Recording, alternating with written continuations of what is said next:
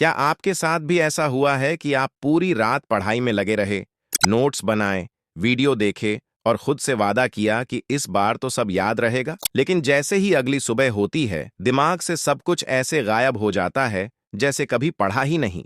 लगता है जैसे दिमाग खुद ही डिलीट बटन दबा देता है और तब नजर पड़ती है आपकी क्लास के उस स्टूडेंट पर जो हर सवाल का जवाब फटाफट दे देता है, मानो पूरी किताब उसके अंदर सेव हो।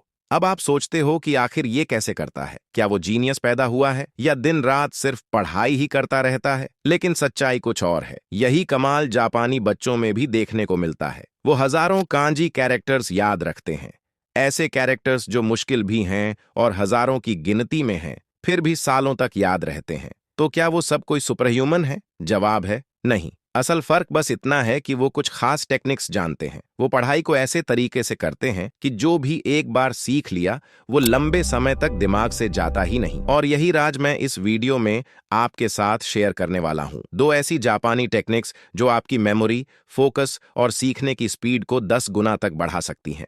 तो अगर आप भी चाहते हैं कि अब की बार जो पढ़ो वो सच में हमेशा याद रहे, तो इस वीडियो को पूरा जरूर देखना और कमेंट में लिखना आई एम रेडी। पहली टेक्निक है एक्टिव रिकॉल, यानी आउटपुट बेस्ड लर्निंग। अब देखो, ज्यादातर स्टूडेंट्स क्या करते हैं? किताब खोलते हैं, बार बार वही लाइनें पढ़ते हैं, हाईलाइट करते हैं, नोट्स बनाते हैं और फिर मान लेते हैं कि पढ़ाई पूरी हो गई। लेकिन ये सब इनपुट है, जबकि असली खेल आउटपुट का है। दिमाग तभी मजबूत होता है जब आप उसमें भरी हुई जानकारी को बाहर निकालने की कोशिश करते हो। जब आप खुद से सवाल पूछते हो, किसी दोस्त को समझाते हो या अपने शब्दों में उसे दोहराते हो, तब आपके ब्रेन के न्यूरल कनेक्शन गहरे हो जाते हैं। साइंस भी यही कहती है। जिन स्टूडेंट्स ने खुद से बार बार टेस्ट लिया या खुद से सवाल पूछे, उन्होंने 50% ज्यादा जानकारी लंबे समय तक याद रखी, उन बच्चों की तुलना में जो बस पढ़ते ही रह गए। इसी टेक्निक को कहते हैं रिट्रीवल प्रैक्टिस या एक्टिव रिकॉल। इसे ऐसे समझो जैसे ब्रेन के लिए एक जिम। अब सवाल है, एक्टिव रिकॉल करना कैसे है? सबसे पहले किताब बंद करो। जिस भी टॉपिक को पढ़ रहे हो, जब लगे कि अब समझ आ गया है, वहीं पर रुक जाओ। किताब बंद करके खुद से पूछो, मैंने अभी क्या सीखा? इस टॉपिक की 3 सबसे जरूरी बातें कौन सी हैं? अगर मुझे ये किसी दोस्त को समझाना पड़े तो मैं कैसे समझाऊंगा? दूसरा स्टेप, एक पेपर उठाओ और उस टॉपिक को अपने शब्दों में लिखो, जैसे आप किसी को पढ़ा रहे हो। अब होगा ये कि बहुत कुछ मिस हो जाएगा। कोई बात नहीं, किताब खोलो, मिसिंग पॉइंट्स को ढूंढो और अलग से मार्क करो।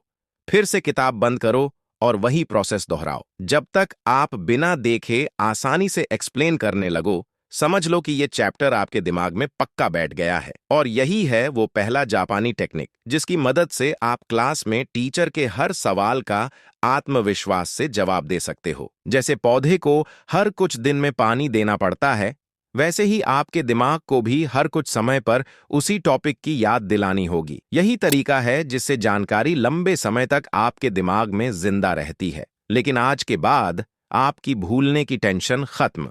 अब से पढ़ा हुआ आपके दिमाग से ऐसे गायब नहीं होगा जैसे पहले होता था। इसलिए अभी चैनल को सब्सक्राइब कर लो और बेल आइकन जरूर दबा दो ताकि अगली वीडियो सीधे आप तक पहुंचे। आज से आपकी पढ़ाई का तरीका बदलेगा।